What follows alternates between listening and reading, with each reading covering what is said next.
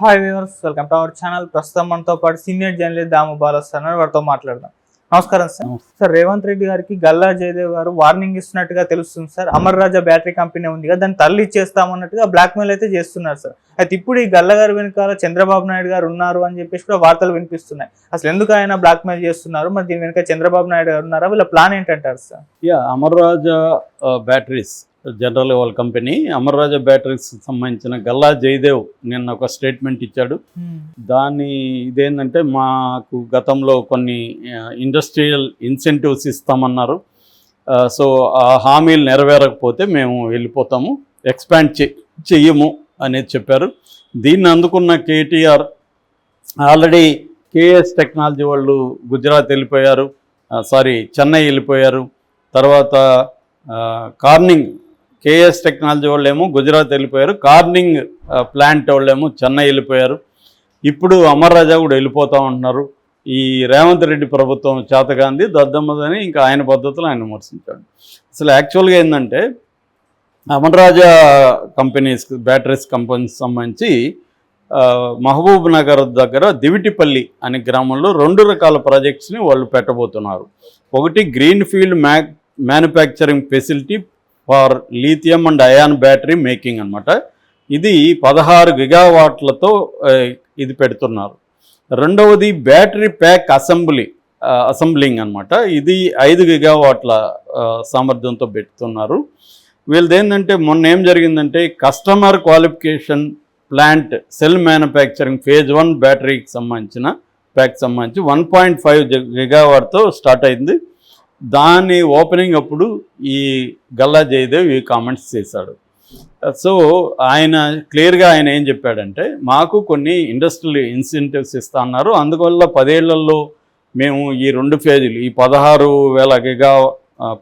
గిగావాట్ల అది ఒకటి, అదేమో మ్యానుఫ్యాక్చరింగ్, తర్వాత అసెంబ్లింగ్ 5 గిగావాట్ల అసెంబ్లింగ్ ప్లాంటు, ఈ రెండింటికి సంబంధించి 10 ఏళ్లలో 9,500 కోట్లతో మేము ఈ ప్రాజెక్ట్ చేయబోతున్నాం. మాకు కేసీఆర్ ప్రభుత్వం ఉన్నప్పుడు మాకు ఇండస్ట్రియల్ ఇన్సెంటివ్స్ ఇస్తానన్నారు, అందుకని మేము వచ్చాము.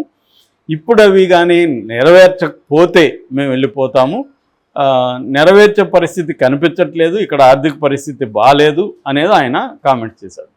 ఇప్పుడు నాలాంటి వాళ్ళకి వచ్చే డౌట్ ఏంటంటే, రేవంత్ రెడ్డి ప్రభుత్వం నెరవేర్చనని ఏమన్నా నీకు చెప్పిందా? చెప్పలేదు కదా. ఆయన కూడా అనట్లే, ప్రభుత్వం నెరవేర్చదని చెప్పిందని అనట్లే, నెరవేర్చకపోతే అంటున్నాడు. నెరవేర్చకపోతే నేను వెళ్ళిపోతాను అని చెప్పాల్సిన అవసరం ఏమొచ్చిందంటే, ఆర్థిక పరిస్థితి బాగాలేదు అంటున్నాడు. ఆర్థిక పరిస్థితి ఏ రాష్ట్ర పరిస్థితి దీనికంటే బెటర్గా ఉంది? ఆంధ్రప్రదేశ్ బెటర్గా ఉందా? కర్ణాటక బెటర్గా ఉందా? కాబట్టి అసలు ఆయనేమో ఒక పక్క అమెరికాలోకి వెళ్ళి మాకు పెట్టుబడులు పెట్టండి రండి అని ఆహ్వానిస్తున్నాడు. ఆల్రెడీ చాలా మంది వచ్చారు, వరల్డ్ బ్యాంక్ ప్రెసిడెంట్ని కలిశాడు. సో ఇక్కడ గల్లా జయదేవ్ ఇంటెన్షన్ డౌట్ వస్తుంది. ఎందుకో గల్లా జయదేవ్ మొన్నటి వరకు తెలుగుదేశం ఎంపీ, అప్పట్లో జగన్ కూడా ఇలాగ బ్లేమ్ చేసి వచ్చారు, జగన్ తరిమేస్తున్నాడు అని ఇక్కడికి వచ్చారు. ఇప్పుడు అదే గేమ్ ప్లాన్ ఈయన ప్లాన్ చేస్తున్నాడు. అప్పుడు జగన్ బ్లేమ్ చేయాలని ఇటు వచ్చారు. అక్కడ ఇప్పటికీ కంపెనీ ఉంది తిరుపతి దగ్గర, అమర్ రాజా బ్యాటరీస్, ఎక్కడికి పోలా. ప్లాంట్ ఎక్స్టెన్షన్స్ వేరే కొత్తవి పెట్టేటప్పుడు వాళ్ళు అనేక విషయాలను చూసుకొని వస్తారు. అలాగా ఇక్కడికి వచ్చారు. ఒకే రాష్ట్రంలో ఏ కంపెనీ కూడా ఉండదు, పలు రాష్ట్రాల్లో ఉంటుంది. ఇప్పుడు మన రఘురామకృష్ణరాజుకి 9 రాష్ట్రాల్లో ఉన్నాయి. ఆయనకి మరి ఆంధ్రప్రదేశ్ మీద ప్రేమ లేదని అనుకోవచ్చు. ఆయన ఆంధ్రప్రదేశ్లోనే అన్నీ పెట్టలేరు కదా ఎవరు కూడా.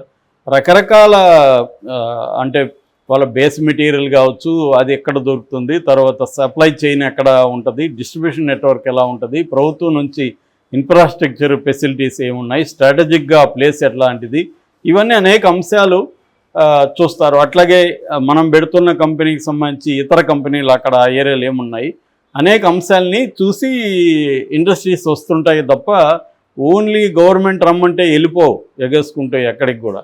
వాటికంతా అన్నీ ఉండాలి. ఇక్కడ Hyderabad strategically very important city, ఇక్కడ మ్యాన్ పవర్ ఉంది, తర్వాత ఫెసిలిటీస్ ఇక్కడ బాగున్నాయి. ఇటువంటి సిటీ ఆంధ్రప్రదేశ్లో లేదు. అందువల్ల ఆంధ్రప్రదేశ్లో పెట్టుబడులు రావడం కొద్దిగా మోర్ డిఫికల్ట్.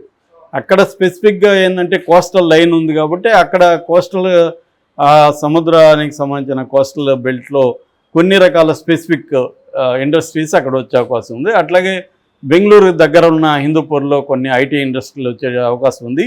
తిరుపతి చెన్నైకి బెంగళూరుకి రెండింటికి కూడా 3 గంటల 4 గంటల జర్నీ దూరంలో ఉంటుంది కాబట్టి తిరుపతికి వచ్చే అవకాశం ఉంది.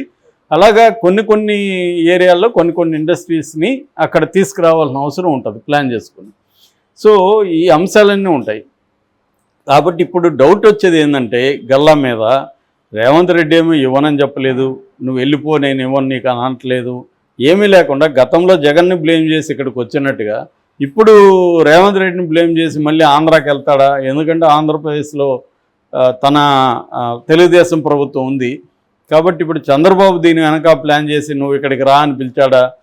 ఇప్పుడు వెళ్ళిపోవాలంటే ఏదో ఒక కారణం చెప్పి వెళ్ళాలి. బ్లేమ్ చేయడం అయితే ఈజీ, ఇదిగో నేను ఇక్కడ రేవంత్ రెడ్డి ప్రభుత్వం నాకు కోఆపరేట్ చేయలేదు నేను వెళ్ళిపోతున్నానని. గతంలో కూడా సిమిలర్గా జరిగింది. ఆంధ్రప్రదేశ్ ప్రభుత్వం నన్ను ఇబ్బందులు పెడుతుందని ఆయన ఇటు వచ్చాడు. వాళ్ళేమో మేము అసలు ఏమి ఇబ్బందులు పెట్టలేదు, అక్కడేదో అక్రమ్ కరెంట్ ఏదో జరుగుతుంటుంది దాని మీద మాత్రం మాట్లాడాము, మేము అతనికి ఇచ్చినవి ఏమి కూడా తీయలేదని వాళ్ళు మాట్లాడారు. ఏదేమైనా అది రాజకీయ టర్న్ అయితే తీసుకుంది.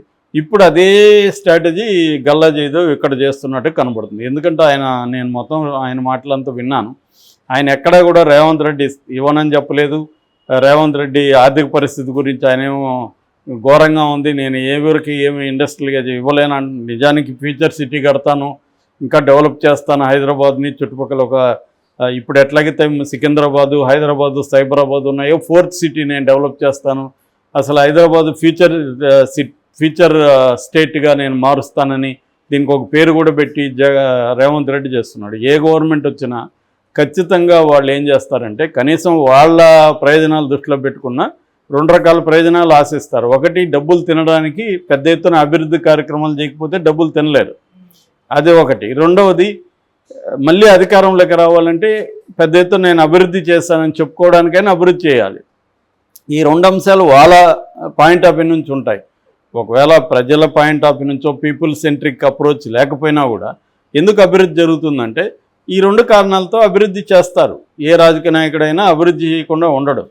అతని సామర్థ్యం మేరకు చేస్తారు, అతని సామర్థ్యాలు కొన్నిసార్లు సరిపోకపోవచ్చు. కానీ ఎవడు కూడా నేను అభివృద్ధి చేయను, నేను ఎవరికి ఏమి చేయకుండా 5 ఏళ్ళు టైంపాస్ చేసి వెళ్ళిపోతానని ఏ పాలకుడు అనుకోడు. ఎందుకంటే ఇవన్నీ ప్రీ రిక్విజిట్ మళ్ళీ నువ్వు అధికారంలోకి రావాలంటే. రెండోది, నీకు డబ్బులు కూడా పెద్ద ఎత్తున అభివృద్ధి ఉంటే డబ్బులు కూడా వస్తాయి ఆటోమేటిక్గా.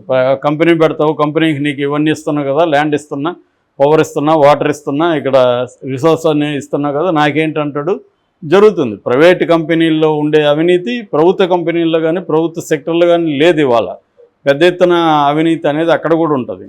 సో ఈ కారణాలతో ఏమవుతుందంటే ప్రతి ఒక్కరు అభివృద్ధి చేస్తారు. ఇప్పుడు రేవంత్ రెడ్డి అమర్ రాజాని ఎందుకు తరిమేస్తాడు? ఆయనకేమీ అవసరం. కానీ ఇదేదో డ్రామా నడుస్తుంది. ఈ డ్రామా మనకి చంద్రబాబు ఉన్నాడు అనేది ఇవాళ అందరికీ వస్తున్న డౌటు. ఎందుకంటే నువ్వు ఈ కారణంతో ఆంధ్రప్రదేశ్కి వచ్చాయి, ఇప్పుడు నేను కూడా ఉన్నాను కాబట్టి నీకు అన్నీ కల్పిస్తాను, జగన్ అంటే గతంలో ఇబ్బంది పెట్టాము, ఇప్పుడు నువ్వు వచ్చేసాయి అని పిలుస్తున్నాడా అని చాలామంది అనుకుంటున్నారు.